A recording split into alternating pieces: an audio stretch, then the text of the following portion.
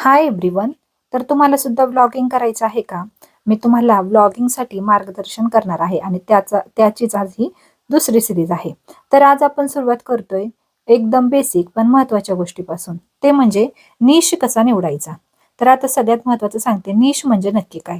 तर निश म्हणजे तुमचं कंटेंट जे आहे ना, ते नक्की कोणत्या विषयावर असेल तेच तुमचं निश. म्हणजे फॉर एक्झाम्पल फूड असेल, ट्रॅव्हल असेल, एज्युकेशन, ब्युटी, मोटिवेशन यातलं काहीही असू शकतं. आता हे तुम्हाला ठरवायचं आहे, की आपल्याला यातलं नक्की काय जमू शकतं किंवा लोकांना हे काय आवडू शकतं आणि त्यानुसार तुम्ही तुमचं पहिल्यांदा निश जे आहे ना, ते फिक्स करायचं आहे. तर आजच्या व्हिडिओमध्ये मी तुम्हाला हेच सांगितलं, की निश म्हणजे काय आणि आपल्याला नक्की ठरवायचंय, की नक्की आपल्याला कुठल्या विषयावरती व्लॉग बनवायचे आहेत. म्हणजे ब्युटी असू शकतं, म्हणजे अगदी तुम्हाला ज्या गोष्टीचं ज्ञान आहे ना, त्यापासून तुम्ही सुरुवात करू शकता. तर आजचा दिवस असाच होता. सकाळी मी छान नाश्त्याला पोहे केले, त्यानंतर भाजी चपाती बनवून घेतली. आता शंभू आजारी आहे तर घरीच आहे.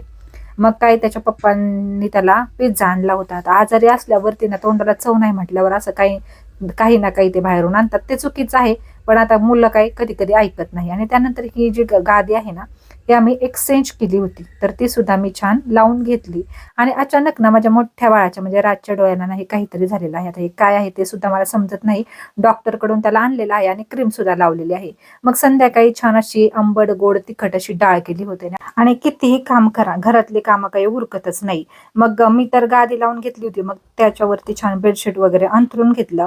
आता मी आमचं बेडरूम आवरायला काढले ना, तर यांना लगेच ईर्ष्या निर्माण झाली आणि यांनी लगेच यांचं बेडरूम आवरून घेतलं. तर मुलांनी त्यांचं बेडरूम म्हणजे काय, तर कपड्यांचा तर अख्खा राडा करून ठेवलेला आहे. पण निदान म्हटलं पुस्तकं तरी आवरा. मग काढलं होतं त्यांनी, तर पुस्तकं त्यांना आवरायला सांगितली. आता उद्या कपडे वगैरे जे आहेत ना त्यांचे, तर ते मी आवरेन. आणि मग या तिघांनी जेवून घेतात. मला तर काही भूक नव्हती, मी फक्त थोड्या वेळाने थोडासा भात खाणार होते.